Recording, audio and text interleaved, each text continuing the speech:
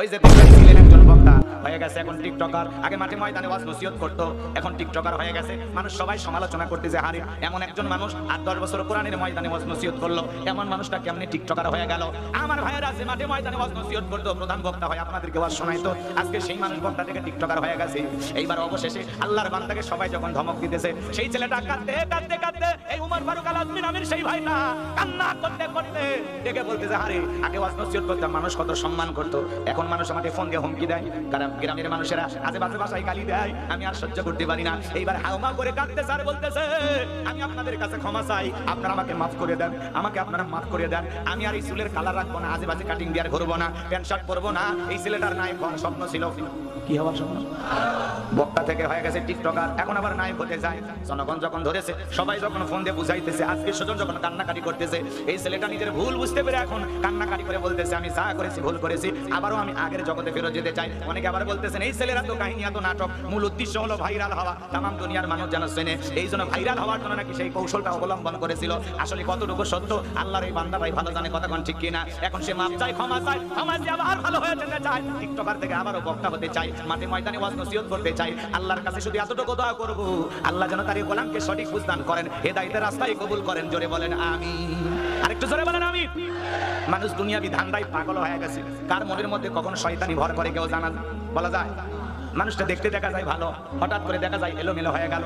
যে মানুষ ওয়াজ নসিহত করতো, মাঠে ময়দানে ইমামতি করতো, 5 বছর ইমামতি করেছে, 8 বছর ওয়াজ করেছে, সেই ছেলেটা এখন কাটিং চুল দিয়ে আজেবাজে স্টাইল করে ঘুরতেছে, শার্ট করে ঘুরতেছে, বিভিন্ন মানুষের সাথে সেলফি তুলতেছে। সবাই দেখে বলতেছে, ভাই আপনার এই অবস্থাটা কেন হলো? সে তখন তার অতীতের ঘটনাগুলো তুলে ধরতেছে। তবে যাই হোক, এখন সে মাপ চেয়েছে, ক্ষমা চেয়েছে, কান্নাকাটি করতেছে, জনগণের কাছে এসে হাউমাউ করে কান্নাকাটি করে বলতেছে, আমার ভুল হয়ে গেছে, আপনারা আমাকে ক্ষমা করে দেন, মাফ করে দেন। সে এখনো ক্ষমা চেয়ে আবারও ভালো হতে চায়, সে এখন টিকটকার থেকে আবারও বক্তা হয়ে ওয়াজ করতে চায়। বুঝেন নাই? অনেক বক্তা, অনেক আলেম ওলামা তাকে ফোন দিয়ে বলতেছে, ভাই তোমার এই বিপদগামী হওয়ার পিছনে কারণটা কি? তুমি যে এইভাবে মিসগাইড হইলা, ভুল পথে পরিচালিত হচ্ছ, তোমারে কি ধরেছে? কোন শয়তান তোমারে ধরেছে যে তুমি একটা সুন্দর ওয়াজ নসিহত করতা, কিছু জায়গায় দাওয়াত পাইতা, কথা বলতা, সেই জায়গা থেকে তুমি এমনটা কেন হয়ে গেলে? অনেকে বলতেছে এখন ভাইরাল হয়ে গেছে, এখন আবার ওয়াজ করবে, তার দাওয়াত পাবে। এখন তার মনের অবস্থা তো সে ভালো জানে, কথা বলেন ঠিক কিনা?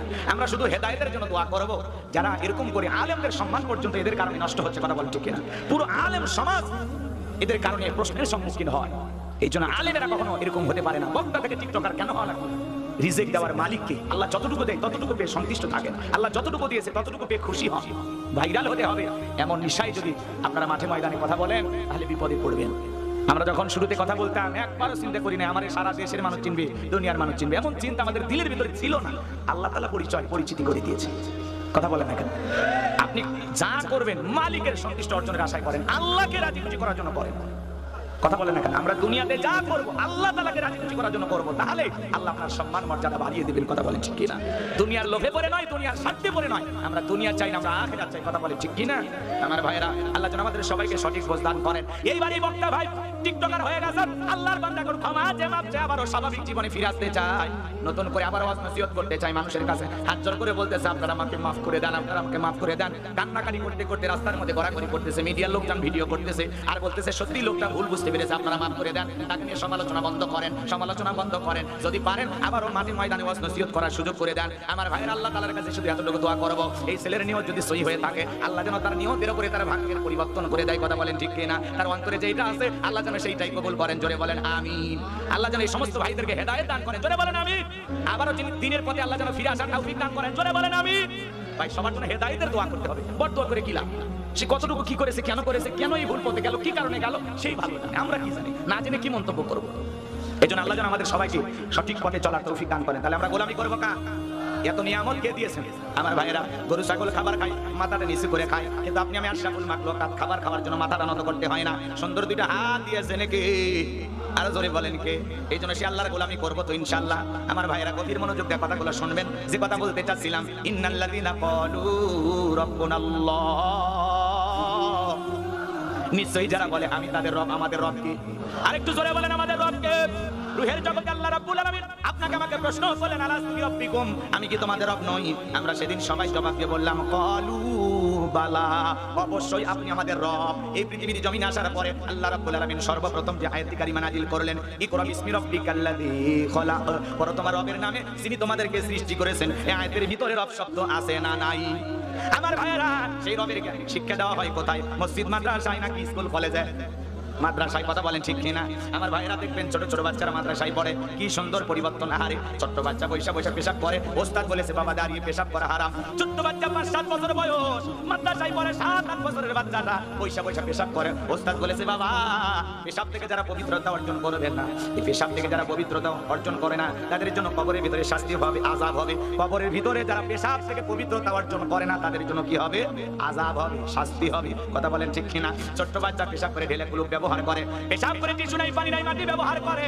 ছোট্ট বাচ্চা বাড়িতে যা মাকে সালাম দেয়, বাবাকে সালাম দেয়, আত্মীয় স্বজনকে দেইকা সালাম দেয়। একটা ছোট্ট বাচ্চা মাদ্রাসায় করে কি সুন্দর চেহারা, দেইকা মায়া লাগে, পরিবর্তন হয়ে যায়। ছোট্ট বাচ্চারা কত সুন্দর ভালো ব্যবহার। আর কত ছেলে স্কুলে পড়াশোনা করে, একটা পেছনে ঝুলে আছে, পেশাব করতেছে আর পেশাবকে রাস্তার মধ্যে লিখতেছে। একজনের জিজ্ঞাসা করলাম, বাবা কোন ক্লাসে পড়ে? ক্লাস 3-তে। পেশাব করতেছে, লিখতেছে, ব্যাপার দেখি। বলে হুজুর প্রাইমারি পেশাবখানায় যায় থেকে আমার সারি দাঁড়িয়ে থেকে পেশাব করে, যেমন দেখতেছে তেমন শিখতেছে। কথা বলেন ঠিক কিনা? সন্তানকে যদি মানুষের মতো মানুষ বানাইতে চান, মাদ্রাসায় পড়ানো ছাড়া বিকল্প কোনো রাস্তা খোলা নাই। কথা বলেন ঠিক কিনা? কত ছেলে কলেজে পড়াশোনা করে, পালসার গাড়ি নিয়ে ঘোরাফেরা করে, রাস্তার মধ্যে গাড়িটা ব্রেক করে সেন্টার টান দিয়া কুকুরের মতো দাঁড়িয়ে থেকে পেশাব করে, বসেও না। কথা বলেন ভাই, আছে না? না, আজ পর্যন্ত কোনো হুজুরকে ভাবে দেখেছিলেন? কথা বলেন না কেন? এজন্য মাদ্রাসায় সন্তানকে পড়াইলে সে মানুষের মতো মানুষ হবে। ছোটবেলায় কোরআন হাদিস পড়াবেন, দ্বীনি ইলম শিখাবেন। কোরআন সুন্নাহর জ্ঞান যদি সন্তানের কলিজার ভিতরে, সিনার ভিতরে ছোটবেলায় ঢোকায় দিতে পারেন, এরপরে ডাক্তার বানান আমাদের আপত্তি নাই, ইঞ্জিনিয়ার বানান আপত্তি নাই। আগে ছোটবেলায় মাদ্রাসায় পড়ান, এরপরে যদি সে ডাক্তার হয় আদর্শ ডাক্তার হবে, ডাক্তার নামের ডাকাত হবে না। সে যদি মাদ্রাসায় পড়ে ইঞ্জিনিয়ার হয়, আদর্শ ইঞ্জিনিয়ার হবে। সে যদি মাদ্রাসায় পড়ে নেতাও হয়, আদর্শ নেতা হবে। জনগণের হক নষ্ট করবে না। তাকে বোঝা যায়। এই জন্য সন্তানকে ছোটবেলায় মাদ্রাসায় পড়াবো তো ইনশাআল্লাহ।